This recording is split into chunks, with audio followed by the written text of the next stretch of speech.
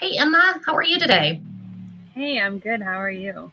Great. I heard that you and Pop Pop were talking about tax cuts and grocery sales tax. And I think that, this is something we all need to be talking about with people we live with, especially when we know a little bit of information that maybe they don't. Can you tell me why our elected officials are trying to sell across the board tax cuts to everybody? We just don't understand. Yeah, that's a great question. A lot of you have probably heard that there's lots of talk about tax cuts. The legislature is returning for a special session next week, and the talk of the town is cutting the personal income tax, or one of many other things. Um, and a lot of our lawmakers kind of talk about cutting taxes as a way to deliver inflation relief.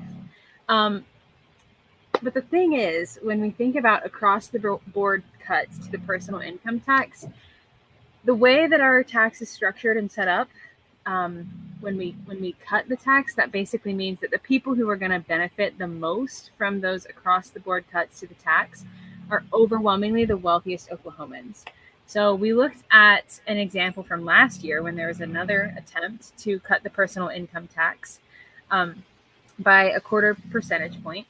And it turns out that while this is often talked about as something that provides tax relief to every Oklahoman, in reality, most of us aren't going to see massive tax returns or refunds. With the example we looked at last year, we found that the poorest 20% of Oklahomans would only get about $15 back in their tax return every year if we were to cut the income tax by a quarter percentage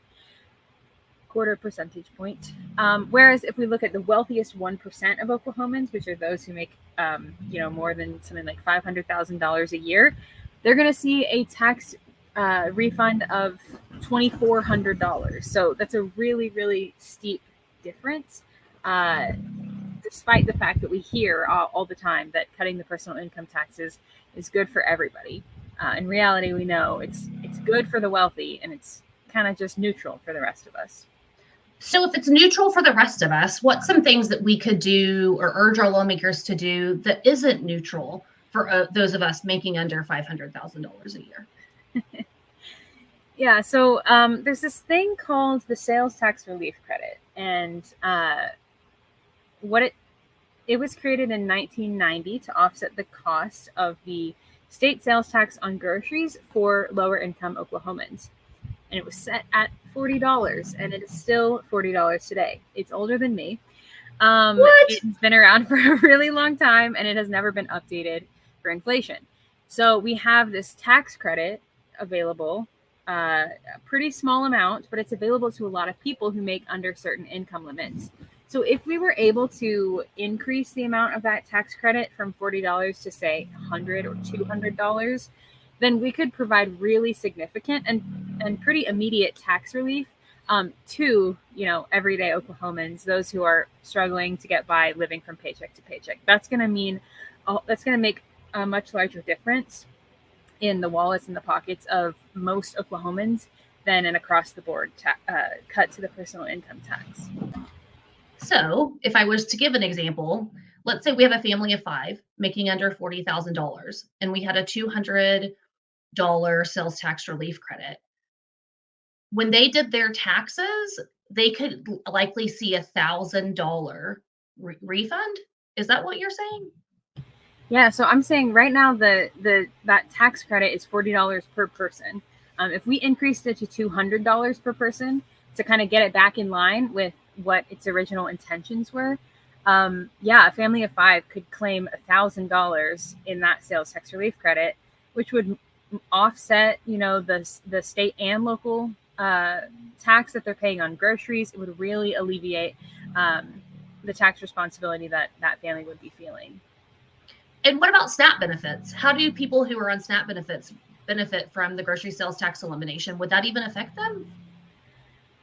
So, yeah, to go back a little bit, I've kind of talked about the personal income tax and I've talked about the sales tax relief credit. There's this other proposal that we've heard a lot about in recent years, and that's fully eliminating the state portion of the sales tax on groceries. This is what I've talked with my pop about several times. A lot of other states don't tax groceries, right? But in Oklahoma, we do. We're one of just a few states that still does that. The sales tax relief credit was created to try and offset that tax for the folks who need it. The thing about eliminating the grocery tax is that products that are bought with SNAP dollars, so Supplemental Nutrition Assistance Program dollars, or WIC, the program that helps women, infants, and children, products that are bought with those two program dollars are not subject to the sales tax. So if we were to cut, let's say we eliminate the state portion of the sales tax on groceries, the folks at the lowest end of the income spectrum who are using SNAP and WIC dollars to purchase their groceries are not going to see any sort of benefit from that because they're already getting groceries without paying the tax. And so going back to the sales tax relief credit, that's expanding that, making that larger and more accessible is really the way to benefit those folks who really need it. And so tell me about, we hear people talk about eliminating the grocery sales tax or eliminating the personal income tax. Tell me about, in Oklahoma, what makes eliminating taxes, specifically the revenue that comes into our state, scary? So in Oklahoma, we have this thing called State Question 640, and it basically means that in order to raise revenue for anything from paying teachers more to increasing pay for law enforcement to making mental health treatment more accessible, anything we need to raise revenue for, it has to pass the legislature with the 3/4 majority of both legislative chambers, and that is really hard. It's only really happened one time since this requirement was put into place in the 90s. And so in effect, that means that when we cut taxes, when we cut revenue, probably not going to see that money again. So we're making permanent choices that are going to come back to bite us in the future. Emma, that's really great information. So what kind of dollar amount are we looking at if we eliminated the grocery sales tax for our state? So if we eliminated the state portion of the grocery sales tax, we'd see about a $370 million revenue loss to the state. That's bigger than a lot of state agencies. That's bigger than the budget for the Department of Mental Health. That's bigger than the budget for the agency, the Department of Public Safety, all of these different things. It's a really big chunk of our budget. If we're looking at the personal income tax, if we were to cut that by, let's say, another 1/4 percentage point, move our top tax rate from 4.75 to 4.5%, that could be, $200 to $300 million, a really significant impact as well. There's been a lot of talk recently about fully eliminating the personal income tax. And while it fluctuates each year how much we bring in, that would cost the state $3 to $4 billion every year. Billion? So billion, yes. With a B? Billion with a B. That's like about a third of our typical state budget. So if you think about driver's license lines being really long right now, if we cut our revenue by a third, those are going to increase. If we think about class sizes being really big in our kids' schools, if we cut state revenue by a third, those are going to increase. All these investments we've made, like increasing pay for teachers and for, highway patrol, all this kind of thing are going to be impacted by reducing our revenue by a third. And then what I heard you say earlier, the State Question 640, that 3/4 supermajority means that we can't increase revenue if we cut it, right? So there's no way to even ensure that we have anything to plug that hole. Yeah, and even if we could find a way to get a 3/4 majority to kind of offset some of that revenue loss, the question then is, well, how are we going to do that? Are we going to increase sales taxes in order to make another $4 billion? Are we going to increase the gas tax? Are we going to increase property tax or taxes on oil and gas? Where it's either going to be massive reductions in services or pretty significant increases in other taxes. And it would be the people who can least afford it paying the majority again. Yeah, so that's a great point. The income tax, the personal income tax, is one of the only parts of our tax system that makes the system a little bit more fair. So in Oklahoma, we have a tax system that is regressive, which basically means that low-income folks are paying a larger percentage of their income in taxes than wealthier folks. Of course, wealthier folks are paying more dollars, but if we think about how much of your income you're paying in taxes, in Oklahoma, low-income folks are paying a larger portion of their income in taxes. And so fractions. Yes, the personal income tax is really the only big part of our system that tries to kind of offset how unfair that is. So if we get rid of that, then we're going to have to find a way to raise that revenue, and it's more than likely going to come from taxes that disproportionately impact lower income Oklahomans. So as we're gearing up to the special session that the governor called that is supposed to start on Monday, October 3rd, I feel like his call to cut the personal income tax and cut taxes, haven't we been here before? I feel like this is a record that's playing on repeat. You are correct. In the first part of this century, in the early 2000s, we had a top tax rate of about 7%. Now our top tax rate is 4.75%. So we've decreased it several times over the last 20 years. And, there's often kind of this talking point that we hear that is people say when we reduce the personal income tax, we bring in more money. But that just hasn't panned out. History has really taught us that's not the case. When we look at the revenue that our state has gotten over the last 2 years, and we look at the real buying power, not the number of dollars that come in, but the buying power of those dollars. So when we adjust for things like inflation and for more people moving into the state has significantly less buying power now than it did when we had a higher tax rate. So as you're hearing people say that tax cuts will lead to things like economic growth, more people moving in, we haven't really seen that play out in the last 20 years. And so we need to think really critically and carefully about whether or not we want to try again, even though it hasn't worked in the past. So that reminds me of these deals around Panasonic and these different businesses that we're trying to get to come to our state with these tax incentives, right? So is that really what's drawing these businesses here? If we eliminate personal income tax, they'll pick us over Texas every time. Is that what our lawmakers are saying? I think that's what our lawmakers are saying. I don't necessarily think that's true. So when you look at what other states are doing and how states are changing their tax systems and all of that, oftentimes you hear things like, states with lower taxes are drawing more people in.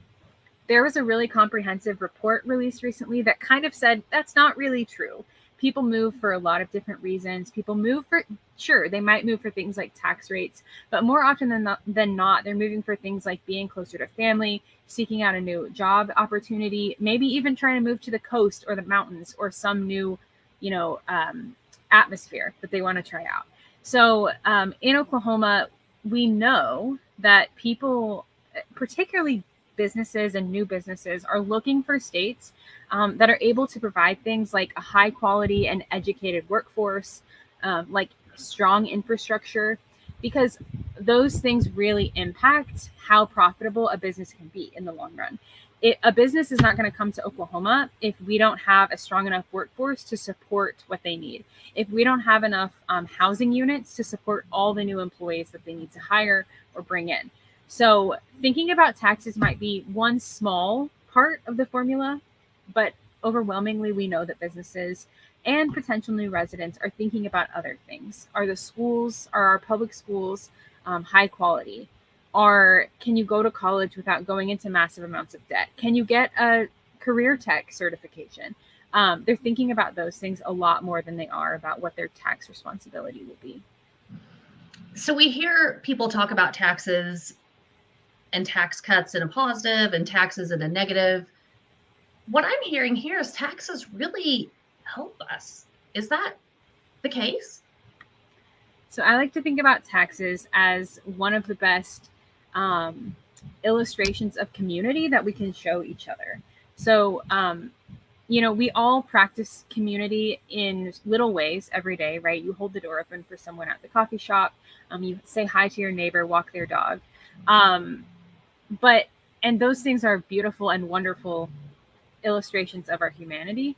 But when we pool our tax dollars collectively to provide things like mental health treatment for those who need it, to make sure that our roads are drivable, to make sure that our kids have updated textbooks, I think that is just such a good example of our collective humanity. And they are really important to making a society work, and not only work, but thrive. I love that. That's beautiful, Emma. Thank you. So let's say I'm just an average citizen that lives in Oklahoma, and I really believe that tax cuts aren't the way to go, and I want to get involved, or I want my voice to be heard. I hear a lot of people say I don't matter. I don't vote because my voice doesn't count. What do we do to be that engaged, educated constituency versus an apathetic, very tired of the same circus Oklahoman? Yeah, it's a great question. And I'm sure the answer a lot of people hear all the time is contact your lawmaker. And I know that can feel maybe like you don't have a lot of power there sometimes, but I promise you that a lot of lawmakers say on any specific issue, they don't get very many calls or emails or visits. And so I think figuring out ways to make sure you're communicating with your lawmaker, not just when you want them to do something or to vote a certain way, but also just getting to know them. They all, they live in our communities. So getting to know them, letting them know what your priorities are, what you want to see as legislation or, in the budget each year, that can be really beneficial, not only for your relationship with them, but also for seeing some of the long-term change that you might want to see. There are also groups, lots of different advocacy groups. One example is Together Oklahoma. There are so many other advocacy groups that are focused on specific issues or specific populations. And so I would encourage everyone to find just one simple way to plug in, to get to know what groups are doing what you might be interested in, and how you could join. Because when we work together, we're a lot more powerful than when we just try and do our individual things to make change. And just to let people know, Together Oklahoma is a program of OK policy. You can find more at togetherok.org.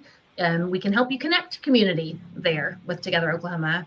Emma, thank you for talking with me about taxes. I know that we're going to have to do this again soon about some other complicated topics, but I really do appreciate the humanity that you bring to policy and to talking about revenue. It's complicated, it's weedy, but as someone who started in policy world as a PTA mom and was like, why does this matter?